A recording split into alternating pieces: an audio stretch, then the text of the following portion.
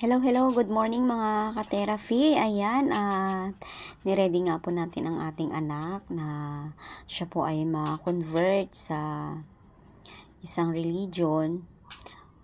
Paghahanda po para sa kanya, para just in case po na malayo na po tayo, ay ang anak po natin ay naglilingkod po sa Panginoon. So, malaking pagbabago po sa buhay niya kung ako po ay malalayo na sa kanya. Kaya sinika po talaga natin mga ka-therapy na siya ay ma-convert at magkaroon po ng panahon na siya po ay mapuno ng aral ng Panginoon at magkaroon po ng tungkulin sa kanya pong kabataan, no? Habang tayo po ay mapapalayo po sa kanya.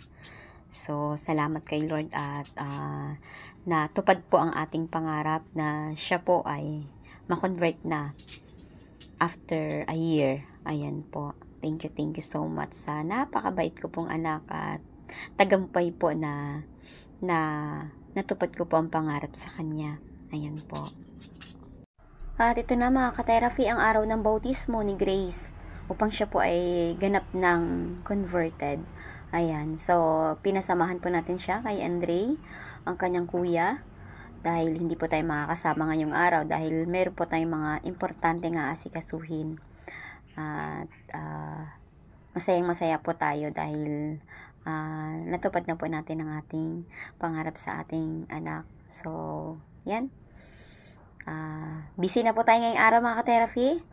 Hindi po tayo makakasama sa kanila at meron po tayong dapat asikasuhin.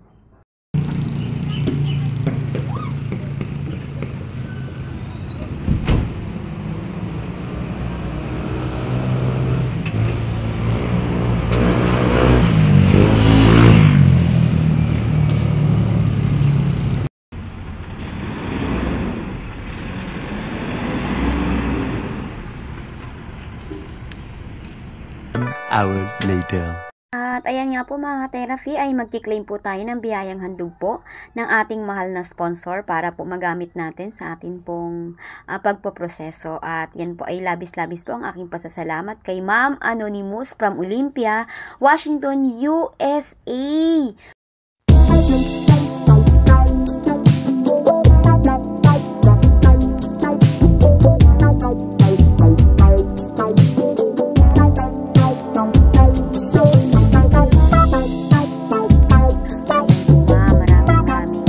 Po ma'am sa inyo pong biyayang handog. Tuloy-tuloy ko pong maaasikaso po ang aking pagpoproseso po ng aking documents ay may pambili na po tayo ng resetang gamot.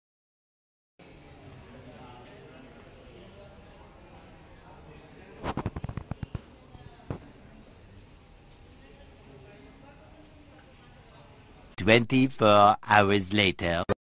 Yan, nag-book naman tayo mga ka-therapy ng mga clients ngayong araw. So, start tayo kay Mommy, no? Na 2 beses na po natin siyang na-massage ngayon. So, referral po ito ng ating client din po.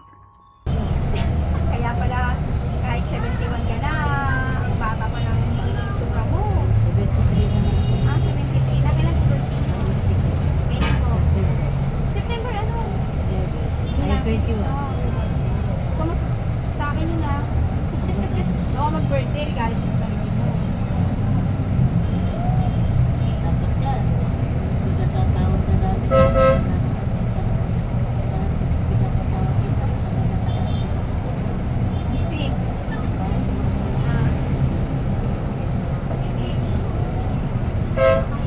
A few inches later. Sir, pasok sa banda rito. Lahat ng klase, 50 na lang po. Ma'am, sir, pasok sa banda rito. Lahat po ng klase, 50 na lang po. Mayroon po kami panglalaki, pangbabae at pangbata. Ma'am, sir, pasok sa banda rito. Lahat ng klase. Si Kuya, nandyan? Akit na ako.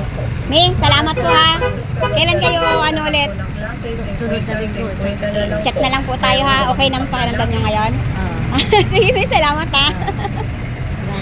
Dito na kami another tayo dito sa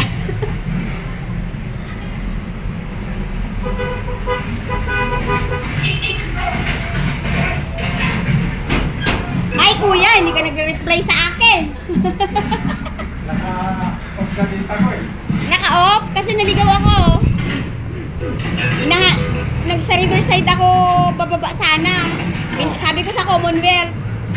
Dapat sandigan. Dapat pala sandigan. Ayan, dito tayo kay kuya. Binidyo ko si kuya. Okay lang kuya. Ayan. O, dito na tayo. Nataas na tayo dun sa kanyang referral. Si mami, 2 beses na natin yun ang massage. Ayan o. Ganda pala dito. Kaya lang maalikabok, di ba? Malalanghap maalikabok. Siyempre, dahil mausap masakyan. Ah.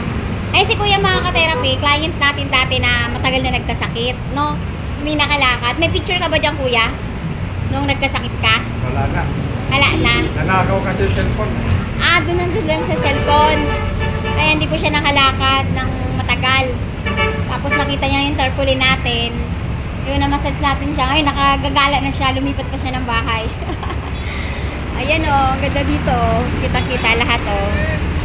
Ayan, pamassage ulit si kuya ngayon. Ayan. Kain ka muna. Ha? Parang busog ako. Ha? Ano bang pili kong kainin dyan? Ayan o, kanin. Tinapay, may palaman. Parang may sugar naman yan. Ano? Dilitik. Mayroon pa dito konti. Dilitik ko na lang. Ay. Baka pagkain mo pa yan. Yeah. Bawal ako sa tinapay eh. Gusto ko ng tinapay pero bawal eh. Kasi yung sugar, mataas sa sugar ang tinapay. Maganda rin dito. Tanaw na tanaw mo lahat, no? Grabe.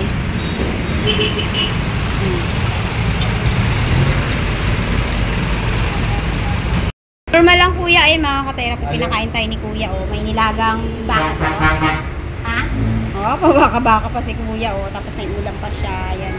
Pero muna kainin natin repolyo at may nilagang baka para may lakas tayo sa pag-massage kay kuya. Ayan. Thank you sa lunch. A few minutes later. Yan at na-meet up nga po natin mga ka-therapy ang nanay ni kuya. 92 years old at napakaganda.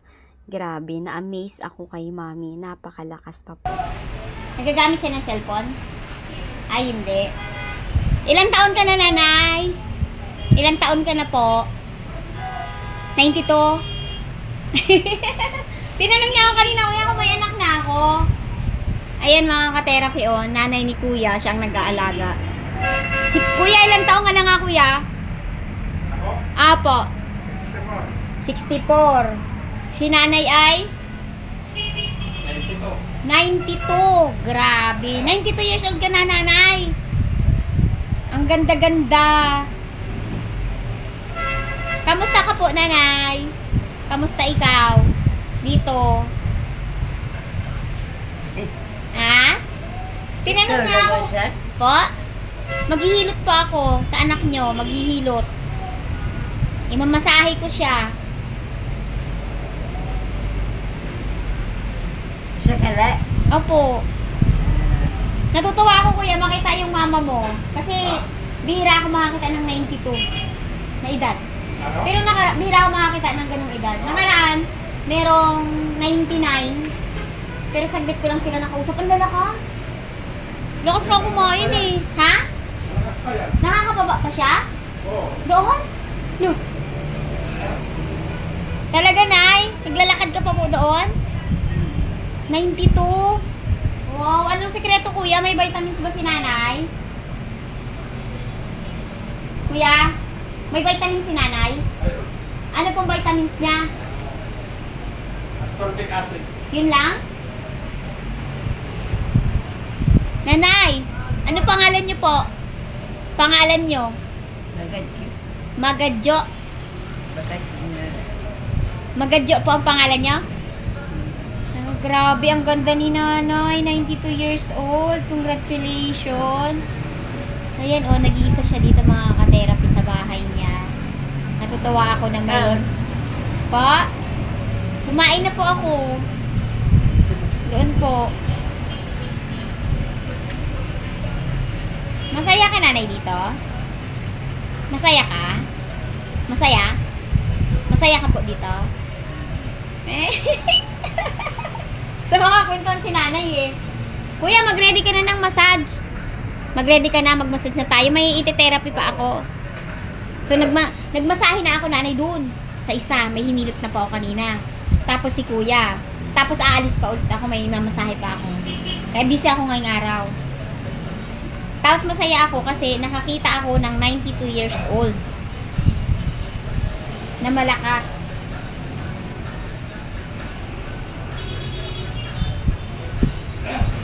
Ayan, masaya ako, Nay, na nakilala kita, Nay. Masaya po ako. Tahimik ang buhay ni nanay dito, oh. Mag-isa lang siya dito. Siya lang dito, kuya. Wala siya kasama dito sa kwarto niya. Tapos pinabantayan mo lang. Siya lang. Oh. Pag nagaligo, Siya lang dyan, ha? pag naliligo, tinutulungan mo. Siya na rin. Ang mga kapatid ko, babae. Ah. Okay. Punta na ako doon, nanay, ha? Ang ganda ng ngiti ni nanay, oh. Pag nag-100 si nanay, may matatanggap siyang pera, kuya, di ba? Sa gobyerno. May matatanggap siyang pera sa gobyerno pag edad niya ng 100. Magkano yun, kuya? Magkano daw yun? 100,000? Pag nag-100. Yung iba yata pinabata pa eh. Baka sa 80 lang meron na eh.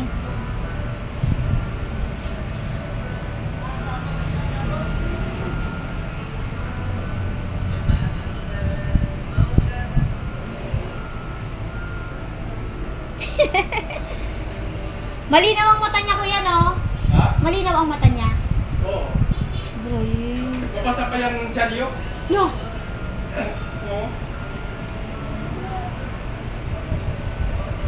Grabe.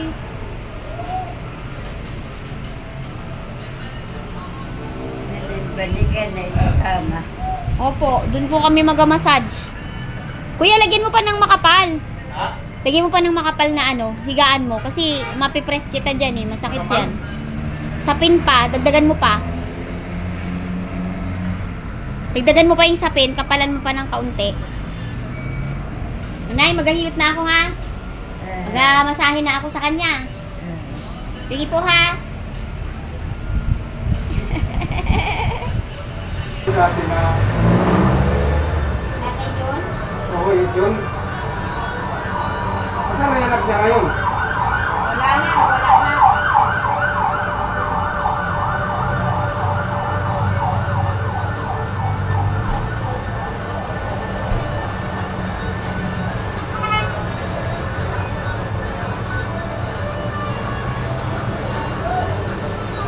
Si Siling. Ha? Si Siling. Siling? Oo. Parang wala naman balak kung mag-inom siya.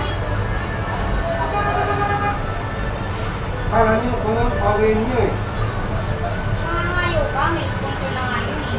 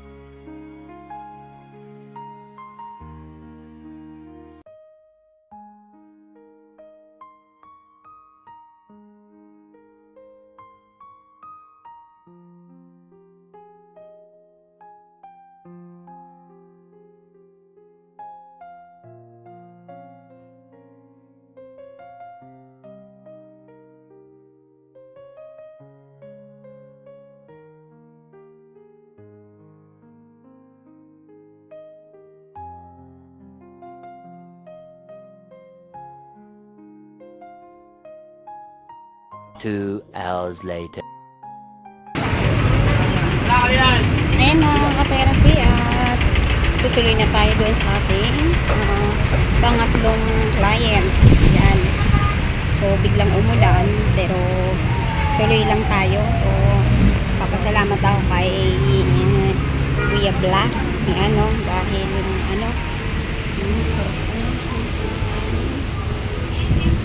sarap sana nun mga ka-therapy. Kaso, bawal sa may sugar. Saging. Sarap sana nun, no? Ayan. So, tatawid tayo ng overpass. Sasakay tayo ng jeep. At didiretso tayo sa client. Ay, ang dami saging! Oh, diba? Bongga, oh. Tayo makakapamili kasi tayo ay didiretso pa sa client. Diba? Bongga. Oh, dito na yun sa Maynila. May mabibili ka ng gulay sa overpass. Ayan. So,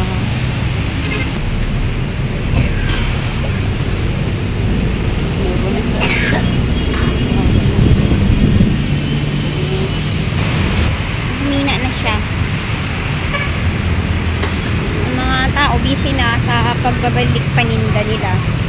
So, go lang para mabuhay, hanap buhay, para mag-provide ng kailangan. Ayun, yung kamote mga ka-therapy, oh, that's my favorite. Ay, naku, oh. At ayan nga po mga ka-therapy, ay tutuloy na tayo sa ating last bookings na client. At dito nga po sa ating client ay medyo nahihirapan po tayo dahil si sir po ay medyo nagagalaw naman niya ang katawan niya, pero matigas ang ulo niya, parang tamad po siya na mag-exercise, tamad siyang iangat, although nagagalaw pa niya.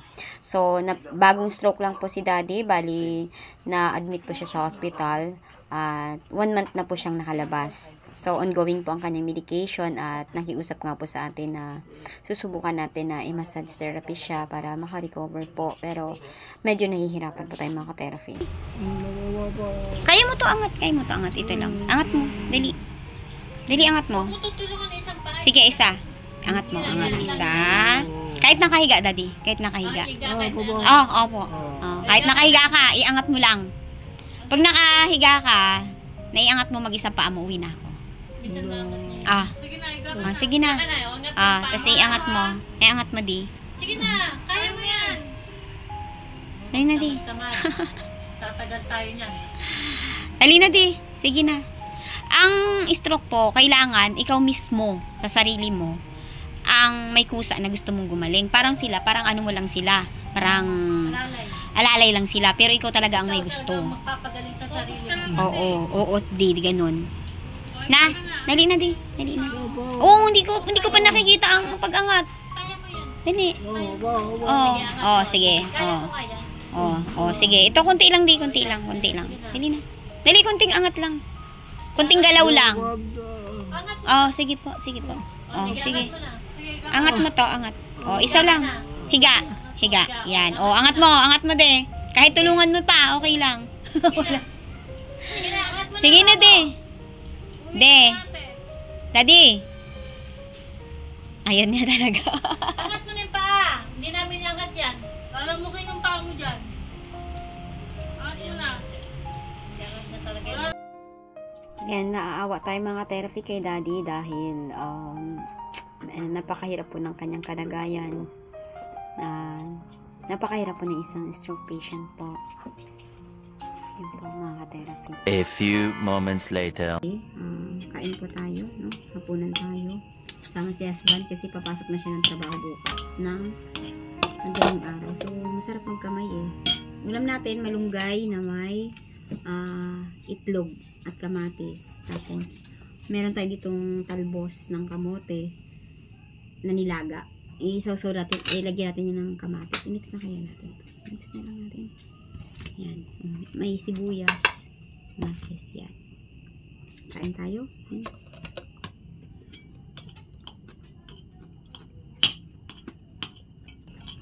Ayan mga ka-therapy, bago ako kakain ay nais ko pong magpasalamat sa ating mahal na sponsor, kay Ma'am Anonymous from Olympia, Washington, USA. Yan, maraming salamat po sa iyo, Ma'am.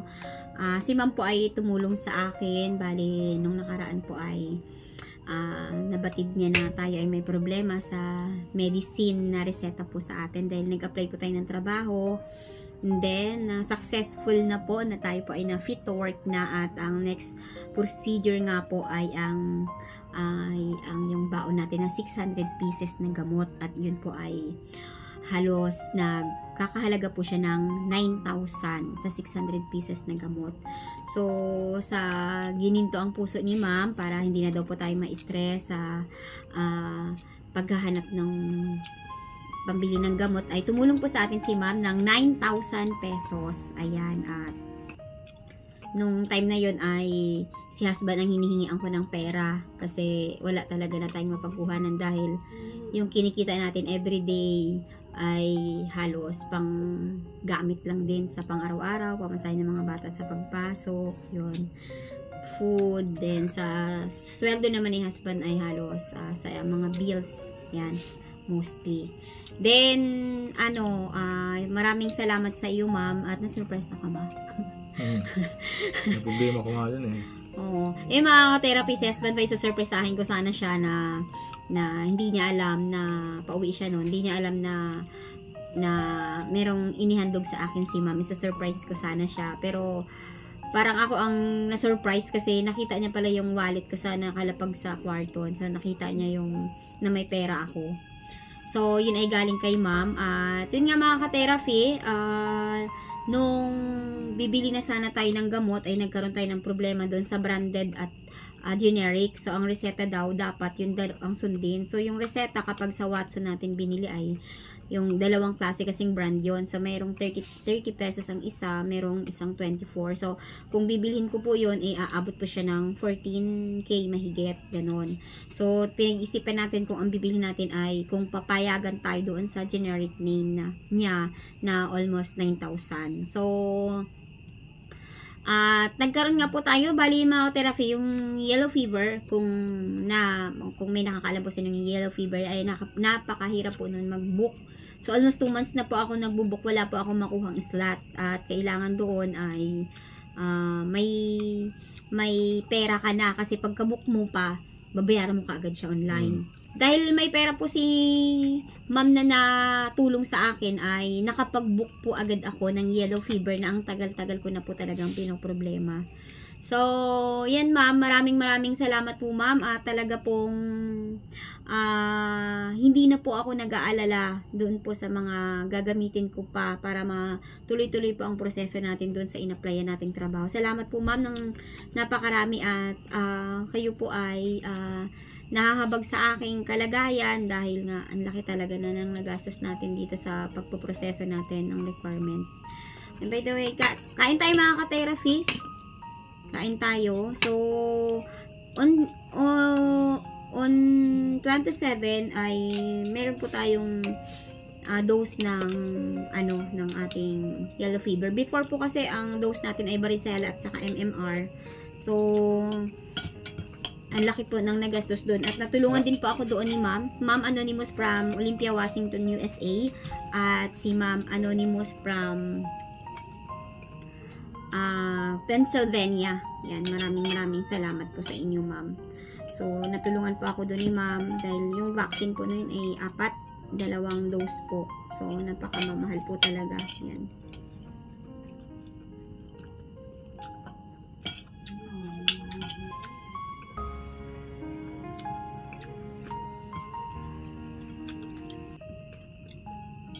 Tinikman mo pa? Malunggay? Sarap, ano gusto mo? Ayan, at si husband po ay sobra-sobra pang may papasalamat sa inyo Ma'am dahil yung responsibility niya na siya ang maghahanap po, maghahagilap po ng pera ay na hindi na po siya na problema. Kasi nabaon ko din po si husband sa utang ng mga nakaraan po sa mga iba ko pong bayarin kasi napakarami po talaga yung mga trainings, mga certificate, yan. Then, ang dami pa.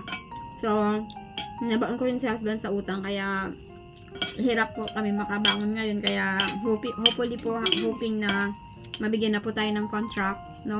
Kaya iniisa-isa natin yung mga requirements niya para yung contract mabigyan na po tayo ng kontrata. So, ayan, maraming salamat po, ma'am, sa inyo pong gininto ang puso at si husband po ay nabawasan ng kanyang stress dahil Salamat po, ma'am. dahil talagang hindi na po talaga namin alam kung paano pa namin yun maituloy-tuloy, no? Na maproseso dahil natapos na tayo, na fit to work na tayo, na salamat sa Panginoon at nabigyan tayo ng chance na ma-provide yung kinakailangan nila sa medical na pagpapababa ng sugar. Maraming salamat din po sa mga nag-advise sa atin para mapababa ang ating sugar at naabot na nga po natin mga ka-therapy ang 6.7 na sugar test na result ng HbA1c natin. So, yun na.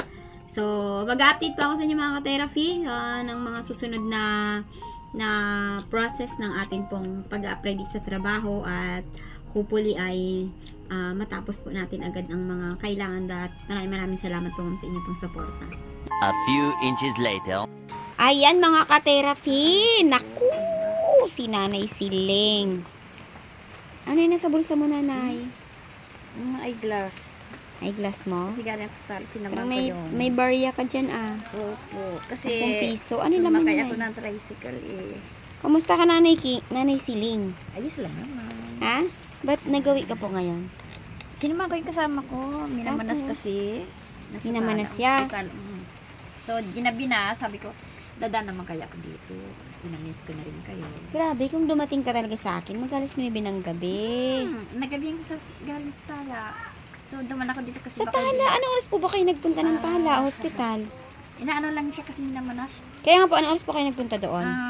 Alas 3. Ng hapon. Ngayon na kayo nakauwi. Nasaan na po siya? Naiwan doon. Sa Tala? Tatlo kami. Kasama niya yung kaibigan. Na-admit po siya? Kamusta Minamanas si Nanay Siling? Upo ka nga, Nanay. Upo ka po. Kasi talagang hindi na ako. Kumusta ng mga salat ng buong mundo. Is talagang malakas ang ulan. Baka hindi ako makapunta dito kapag ako'y nakauwi. Kasi hindi may naramdaman. May nararamdaman ka na. Yun yung sinasabi ko. Ano, yung bang nasugat yung bawat gilid ng ano? Hindi na ako makabalik dito kung ano kasi marami akong obligations din. Then, nagpapakain akong aso doon sa kapitbahay ko kasi walang tao doon.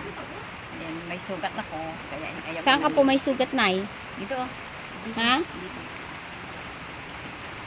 So, nawawala na siya.